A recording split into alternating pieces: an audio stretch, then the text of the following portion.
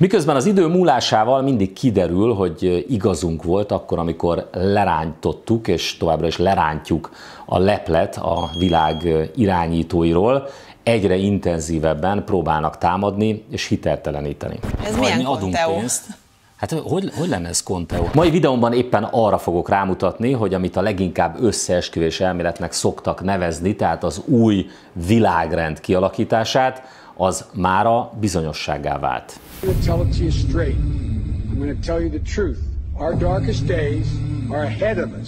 Not behind us. And now is a time when things are shifting. There can be a new world order out there. This alternative vision argues that ordinary men and women are too small-minded to govern their own affairs. That order and progress can only come when individuals surrender their rights to an all-powerful sovereign. We are here to develop the great narrative, the story for the future. But in order to shape the future, you have first to imagine the future, you have to design the future, and then you have to execute.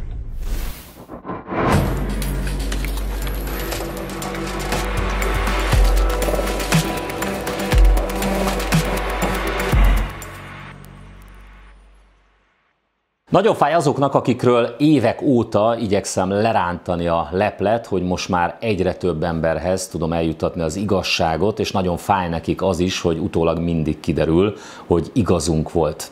Éppen ezért most már megpróbálnak támadni, és megpróbálnak elhallgattatni, de miután ez nem sikerült, ezért a hiteltelenítés eszközéhez nyúltak, és megjelentek az úgynevezett tényellenőrök, akik érdekes módon az elsők között éppen az én videóimat vették úgynevezett tényellenőrzés alá, csak hogy kiderült, hogy a tényeket én mondom, ők viszont éppen azok, akik manipulálni próbálnak.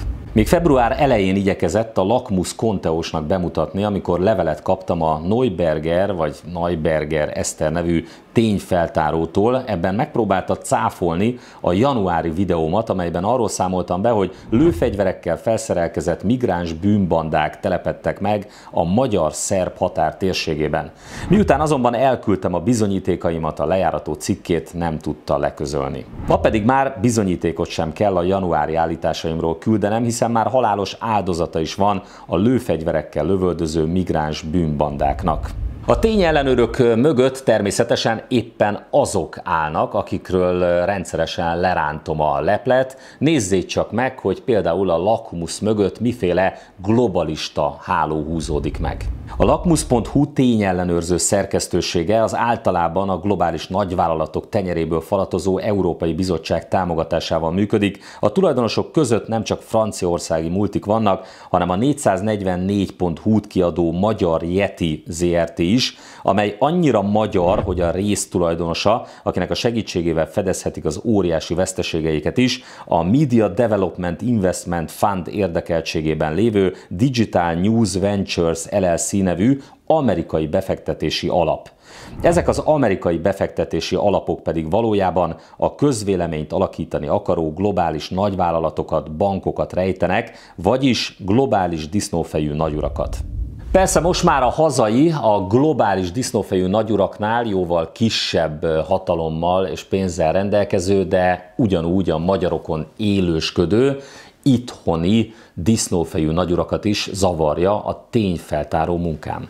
A Fidesz közeli Kontra.hu című lap például a napokban vett célba. Ilyen hangzatos címmel támadnak. Lerántjuk a leplet Toroczkai László YouTube csatornájáról. Aztán így folytatják, és ebből az idézetből ki is derül, hogy tulajdonképpen mi is a fő problémájuk velem.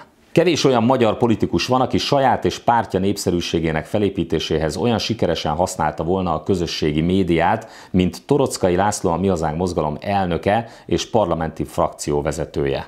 Az fáj tehát nekik igazán, hogy egyre több emberhez tudom eljuttatni az igazságot, és aztán a fideszes lap pontosan ugyanazzal és ugyanolyan módszerrel kezd támadni, mint ahogy azt a globalista portálok teszik. Toroczkai YouTube csatornájának célja ugyanis nem az informálás és a szórakoztatás, hanem a hergelés, a befolyásolás, előítéletek, összeesküvés elméletek, részigazságok és szuggesztív kérdések segítségével. Végül pedig jön a globális disznófejű nagy nagyurakat itthon kicsiben másoló Fidesz holdudvarába tartozó lap dilemmája. Nem tudjuk eldönteni, hogy ijesztőnek vagy tanulságosnak láttuk-e a Torockai YouTube csatornát, mint sikeres politikai terméket, ugyanis láthatóan működik a Bilderberg csoporttal, gyíkemberekkel, Covid diktatúrával való fenyegetőzés. 159 000 néző nem iratkozik fel véletlenül. Nos, pontosan azért iratkozott fel már 160 000 ember erre a csatornára, mert nem gyíkemberekről beszélek. Bilderberg csoportról, Covid diktatúráról igen, de gyíkemberekről nem. És olyan cáfolhatatlan bizonyítékokat szoktam bemutatni, amivel bizony azok sem tudnak mit kezdeni, akikről lerántom a leplet. És olyan forrásokat használok általában, amelyek pontosan azoktól származnak, akikről a leplet leszoktam rántani. Nézzünk erre rögtön néhány példát. Ez milyen konteó? Hát hogy lenne ez konteó? Azt szokták mondani, hogy az csupán egy összeesküvés elmélet, hogy itt egy új világrend alakul. Hát mutatom, hogy kik azok a gyíkemberek, akik hozzám hasonlóan beszélnek erről az új világrendről, amelyeket évtizedek óta építgetnek, terveznek, és amelynek a megvalósítása az elmúlt években és különösen az ukrajnai háború óta rendkívüli módon felgyorsult. We are at an inflection point, I believe, in the world economy. Not just the world economy, in the world. It occurs every 3 or 4 generations. As one of the top military people said to me in a secure meeting the other day, 60 million people died between 1900 and 1946. And since then we established a liberal world order, and that hadn't happened in a long while. A lot of people died, but nowhere near the chaos. And now is the time when things are shifting. There's gonna be a new world order out there.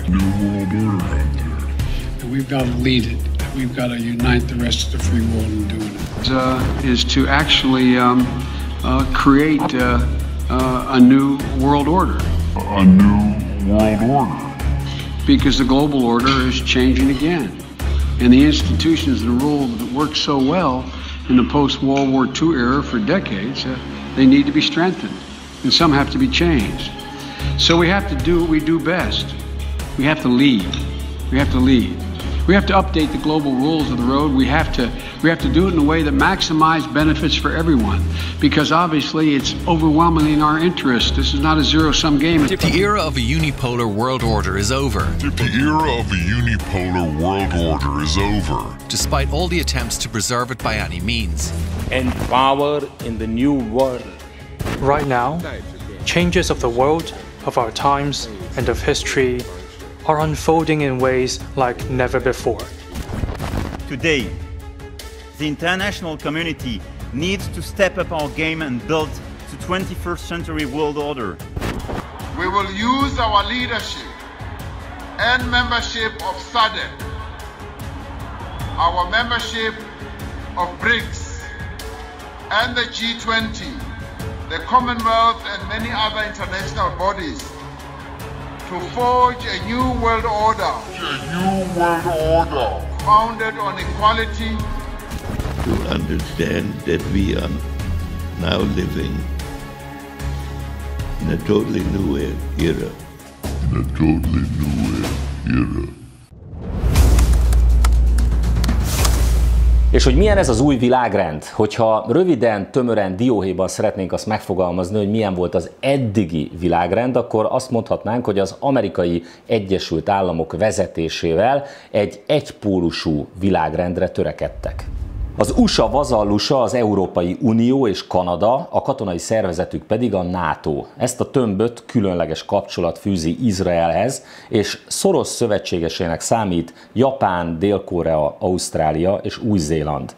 Ennek az Amerikai Egyesült Államok köré épülő tömbnek, amelyet nevezzünk most egyszerűen kék tömbnek, a világ feletti hatalma főként az európai gyökerű ember munkájának, szorgalmának és tehetségének köszönhető gazdaságra és a katonai erejére épült, de a fő eszköz az úgynevezett fedezet nélküli pénz és a dollár alapú elszámolás. A kék tömbben a valódi hatalom kevésbé van a kormányok kezében, sokkal inkább globális nagyvállalatok, bankok, pénzemberek számítanak a hatalom igazi birtokosainak. Ezek az átlagemberek számára sokszor láthatatlan erők olyan ernyőszervezetekben öltenek testet, mint a Világgazdasági Fórum vagy a Bilderberg csoport. A kék tömb az elmúlt évtizedekben a hidegháború megszűnése után folyamatosan terjeszkedni kezdett. Láthatóan egyfajta modern kolonizációs, gyarmati politikát folytatott az egész világon. Sorban csatlakoztak a NATO-hoz az egykori szocialista tömb országai Közép- és Kelet-Európában, bővült az Európai Unió, és senki sem kérdőjelezte meg a fedezet nélküli pénz rendszerét és a dollár alapú elszámolást.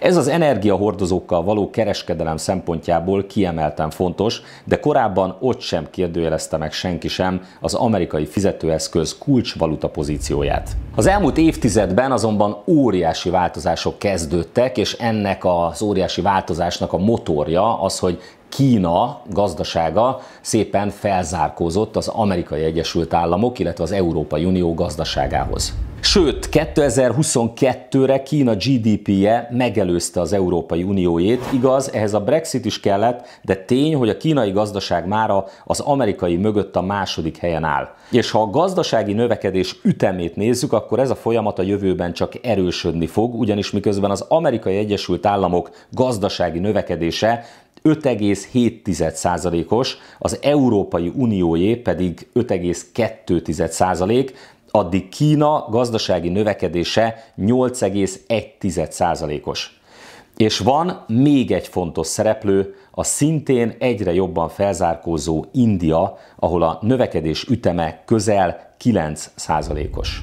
Putyin eközben megszilárdította a hatalmát, és 2010-től jelentős haderőfejlesztést hajtottak végre Oroszországban. Megújították a fegyveres erők haditechnikai eszközeinek 45%-át. Fejlesztették a haditengerészetet, és új fegyverekkel, például hiperszónikus sebességű, precíziós stratégiai rakétákkal szerelték fel az orosz hadsereget. 2015 után pedig megújult az orosz nukleáris arzenál is, amely jelenleg a legnagyobb az egész világon, az összes nukleáris töltet számát tekintve Oroszország még az Amerikai Egyesült Államokat is megelőzi. Mindezek fényében nem meglepő, hogy 2009-ben az oroszországi Jekatyerinburgban Oroszország, Kína, India és Brazília vezetői úgy döntöttek, hogy létrehozzák a saját szövetségüket, amely később Dél-Afrikával bővült. Az országok kezdőbetűiből összeállt a név is, BRICS. Ezzel pedig hadat üzentek az amerikaiak által uralt egypólusú világrendnek. Nézzünk gyorsan egy összehasonlítást.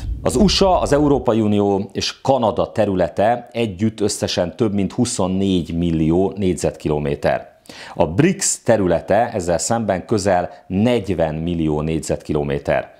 A BRICS államok tehát majdnem kétszer akkora területűek, mint Amerika, az Európai Unió és Kanada együtt, tehát majdnem a Föld teljes szárazföld területének 27%-át jelentik. A lakosság esetében még ennél is nagyobb a BRICS fölénye. Az Egyesült Államok, az Európai Unió és Kanada lakossága együtt közel 818 millió fő, míg a BRICS lakossága 3 milliárd 159 millió fő. Ez azt jelenti, hogy a Föld teljes népességének 40%-a az 5 BRICS államban él. Egyetlen mutató van, ahol még nem a BRICS vezet, ez pedig a bruttó hazai termék, vagyis a GDP.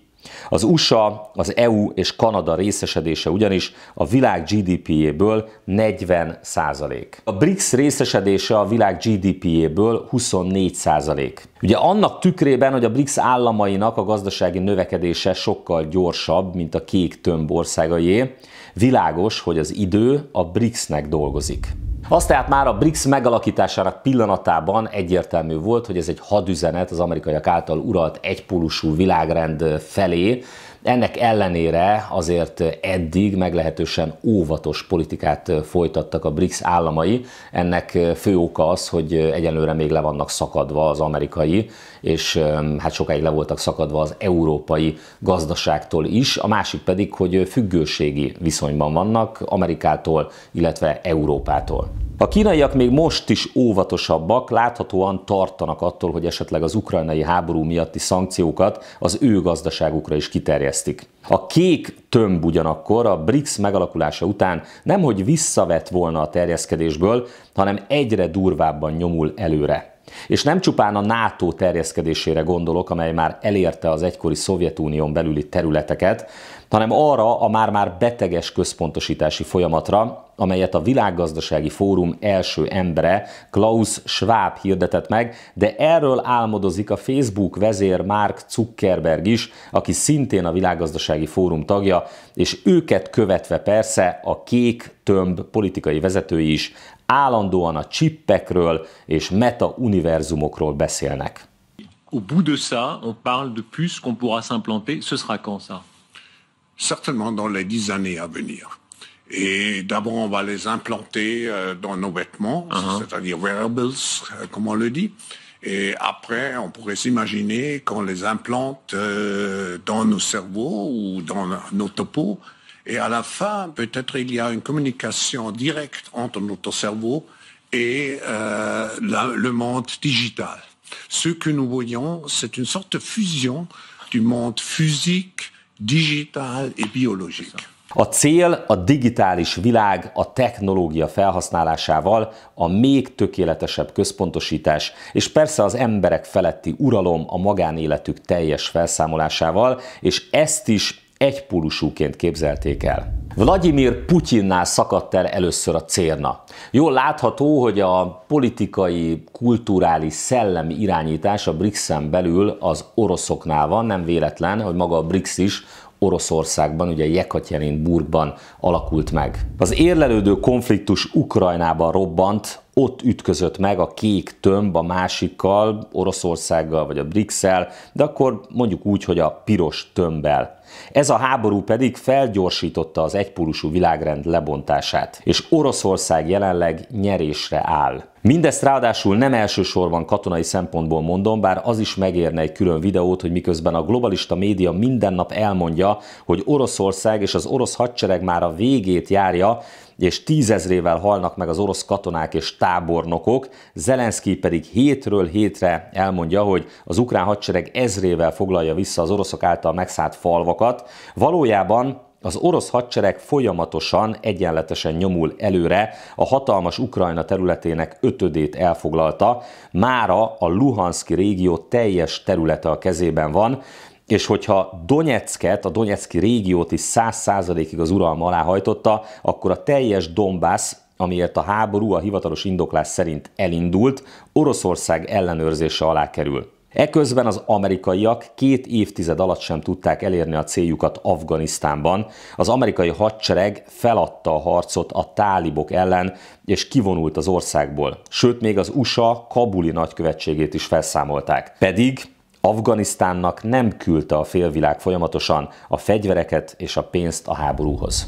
De hogy az előbb mondtam, végső soron nem a katonai sikerek vezetnek oda, hogy megdől az egypólusú világrend koncepciója, hanem a szankciók, amelyek bumerángként viselkednek. Miközben a szankciók az európai gazdaságot tönkreteszik, energiaválságot, recessziót, brutális inflációt okoznak, valójában felgyorsítják a Világgazdasági Fórum rémálmának, a kétpólusú világrendnek a megszületését. Ne feledjük, ahogy azt az Eltitkolt igazság az ukrajnai háború mögött című videómban részletesen bemutattam, hogy a Világgazdasági Fórum az elmúlt években egyetlen orosz nagyvállalatot sem engedett a sorai közé, de még a háború kitörése előtt meghívta és befogadta Ukrajna legfontosabb állami óriás vállalatát, a hatalmas földgáz és kőolajmezők kitermelésével foglalkozó Naftogáz Ukrainit.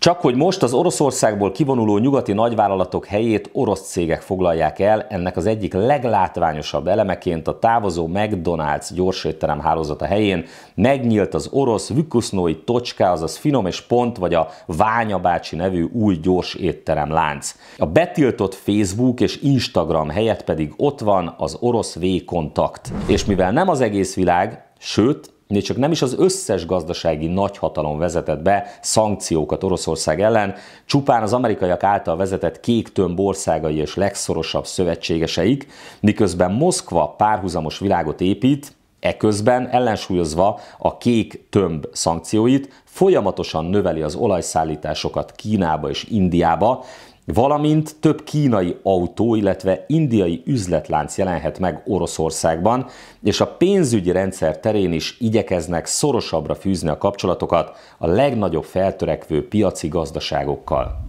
Abszurd módon senki sem tett olyan sokat a BRICS megerősödéséért, a kétpólusú világrend kialakításáért, mint maguk a nyugati politikusok, akik már megint lábon lőtték saját magukat és népeiket.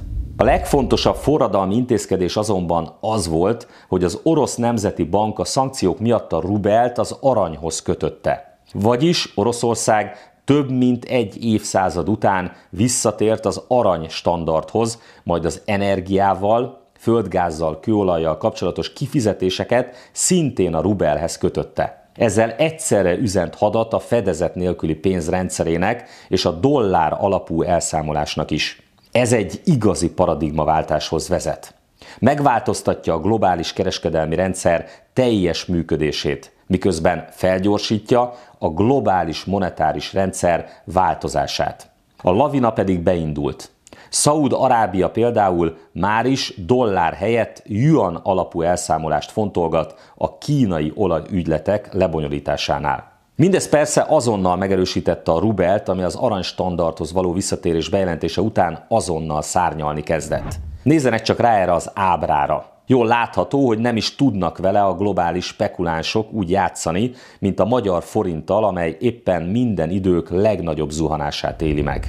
Az már egy következő videó témája lesz majd, hogy bemutassam, hogy a két pólus közül gazdasági, ideológiai, szellemi, politikai értelemben melyik kedvezőbb Magyarország számára. És végül maradt itt még egy kérdés, hogy morálisan kinek van igaza. Nos, az a helyzet, hogy mind a két tömb a hatalmat akarja, és ilyen esetekben az erkölcsi kérdések bizony sokszor háttérbe szorulnak. Do you respect Putin? I do respect him. Do you? Why? Well, I respect a lot of people, but that doesn't mean I'm going to get along with him. He's a leader of his country.